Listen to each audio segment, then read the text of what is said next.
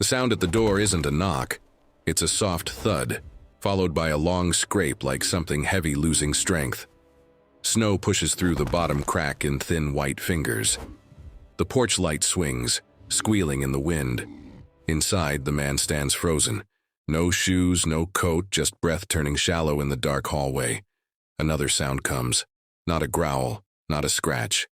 Breathing. Slow, uneven, too close. He leans toward the door, heart hammering, and peers through the narrow glass panel. A shape shifts in the snow, low to the ground. Spotted fur, short tail, a bobcat. One leg bends wrong beneath it. The animal trembles so hard its shadow shakes against the wall. Ice clings to its whiskers. Steam rises from its mouth with every breath. Wild animals don't come to doors. They don't wait. They don't look up. But this one does. The man steps back. The bobcat presses its head gently against the wood, not trying to force its way in. Just resting there, like it knows the door matters.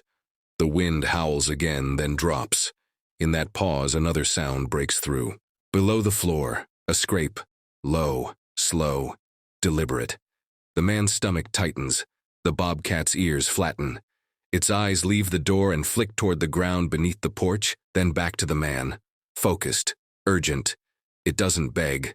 It stands its ground, as if it's not asking for shelter, as if it's warning him that something else has already found a way in, and whatever it is closer than the storm. His name is Thomas Hale, 72 years old, broad once, now narrow in the shoulders. He has lived in this house longer than he lived anywhere else, long enough to know the way cold settles differently in each room. The house sits alone, half hidden by pine trees and snowbanks that never fully melt.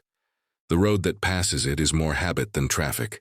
Plows come late, sometimes not at all. Thomas prefers it that way. After his wife passed, the quiet felt less sharp out here. Silence didn't echo. It just lay where it fell. Tonight, the cold arrived early. It crawled up the windows and pressed its weight against the walls. The kind of cold that finds gaps you forgot were there. The bobcat outside is young. Not small, but not fully grown. Its coat is thick, meant for winter, but ice has matted it down. One hind leg drags, stiff and swollen at the joint.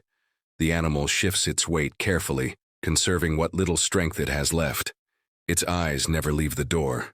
Thomas notices that. He also notices what it doesn't do. It doesn't pace, doesn't test the handle, doesn't show teeth. It sits, barely moving, as if it understands where the warmth ends and danger begins.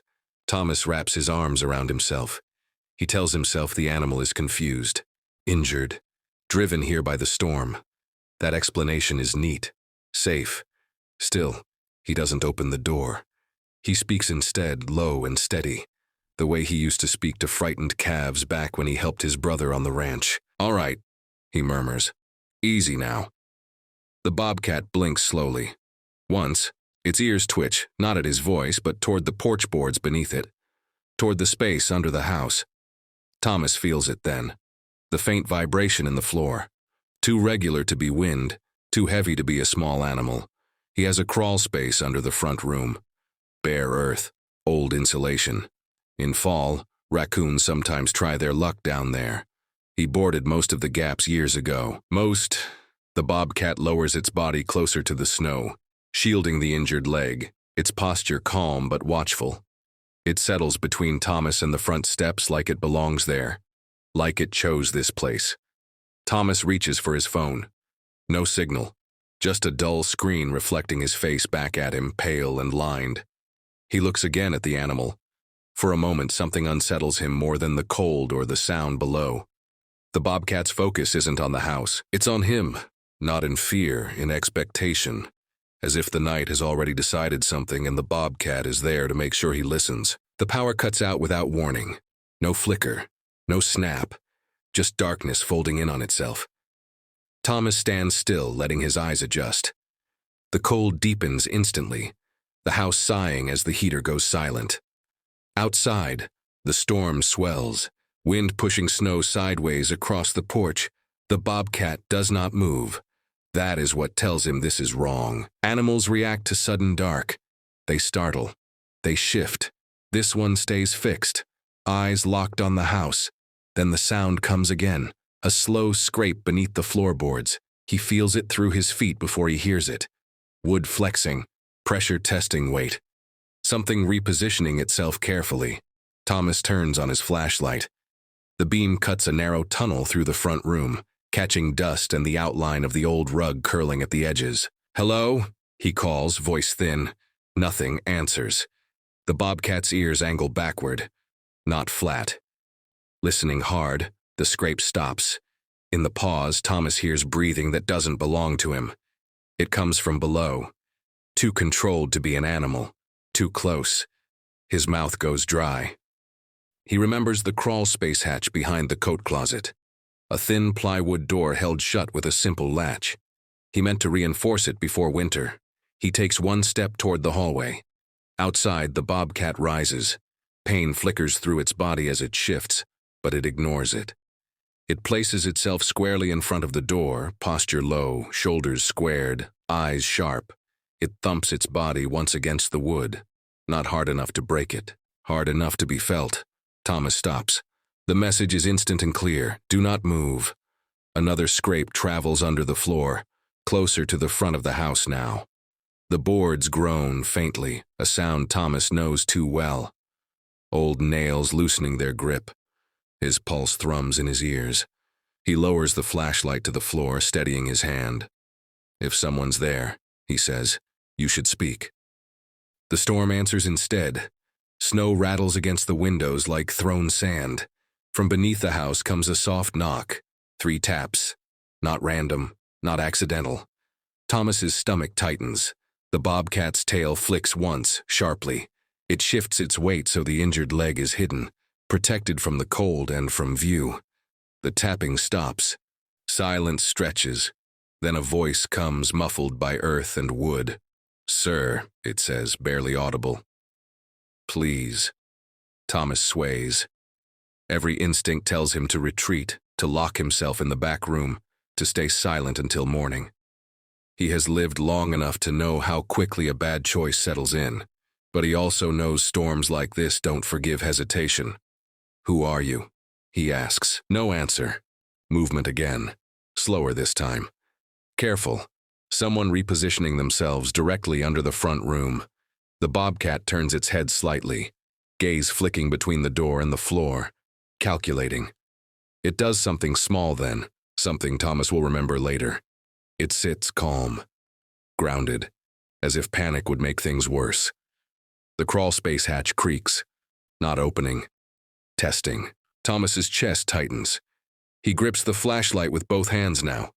"Listen," he says, forcing steadiness into his voice. "You can't be under there. It's not safe." The reply comes after a long pause. "I just need a minute," the voice says. Under the floor, something presses upward. The boards bend just slightly. The Bobcat rises again, teeth flashing for the first time. No sound leaves its mouth. Thomas finally understands. The animal is not here because it was helpless. It is here because he is, and it chose this door for a reason. The boards creak again. Not breaking. Not yet. Just enough to remind Thomas how thin the barrier is between him and the space below. The storm outside pushes harder, wind forcing snow into every seam. The house feels smaller by the second.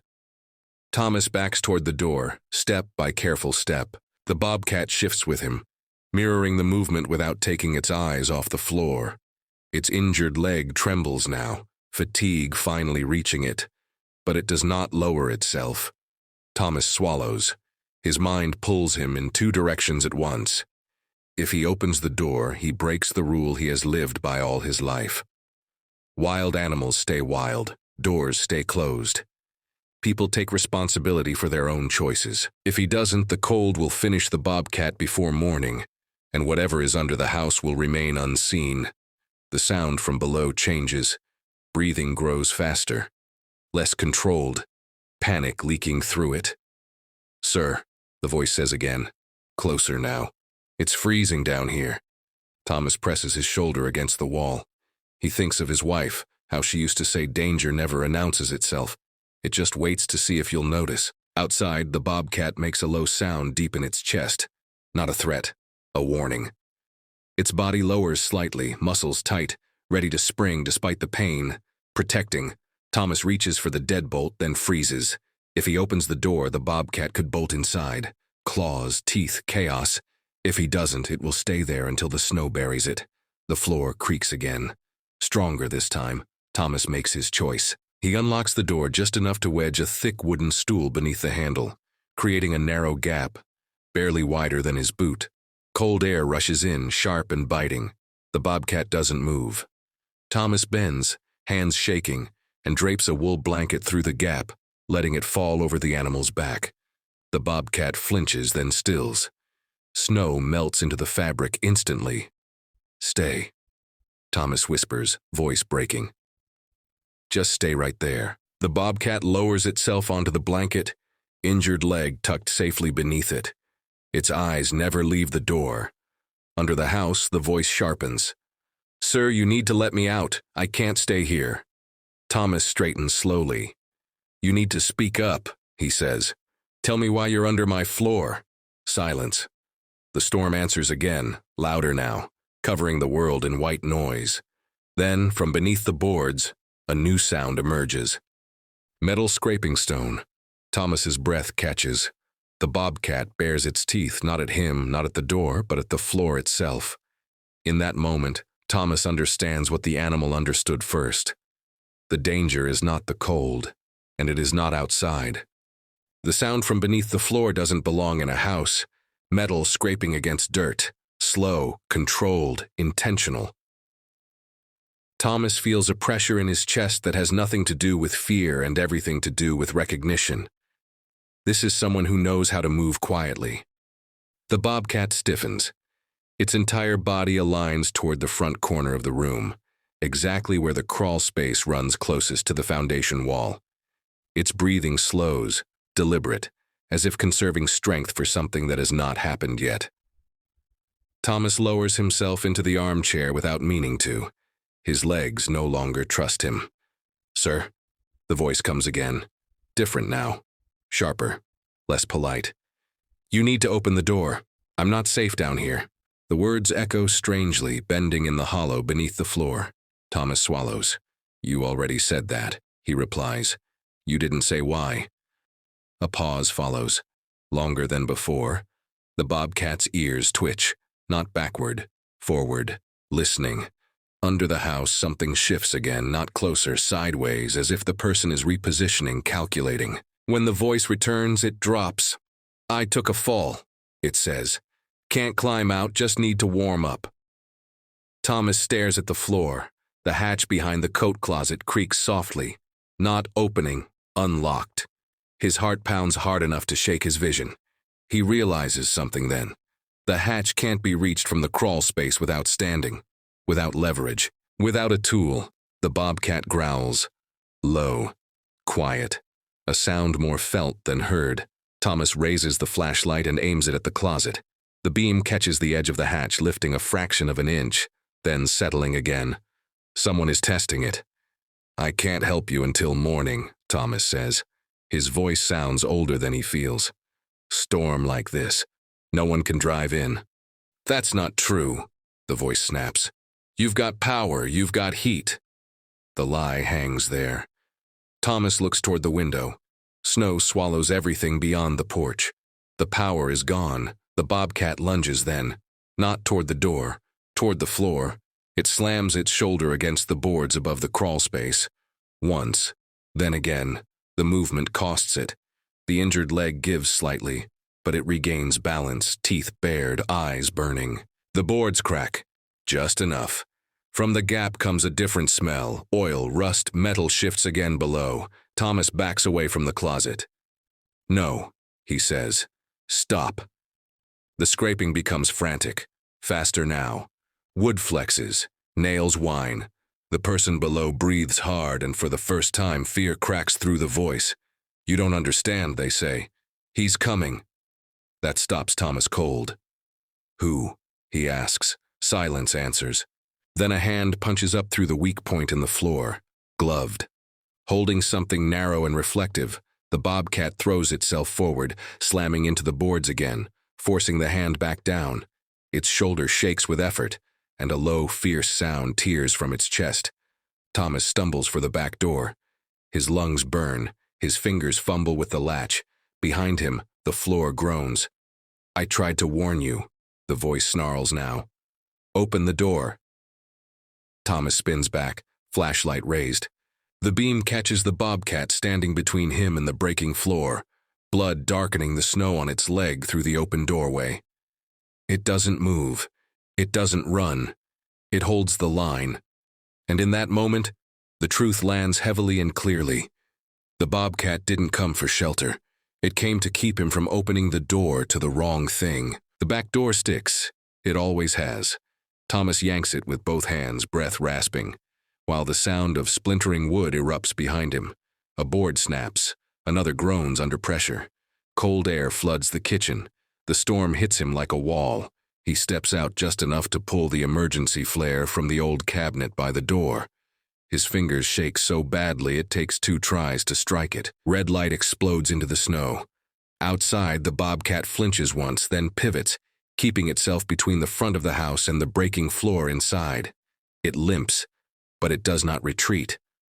Thomas holds the flare aloft and shouts.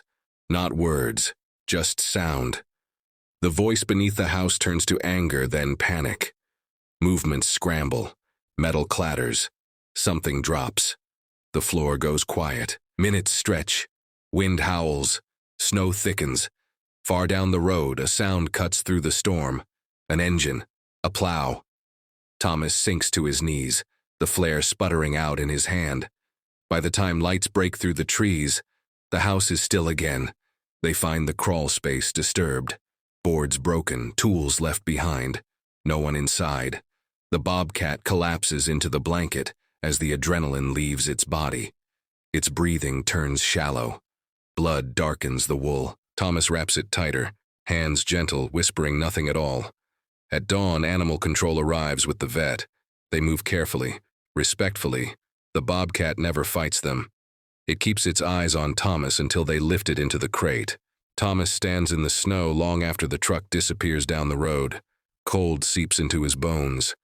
But the house feels safe again. Spring comes slowly that year.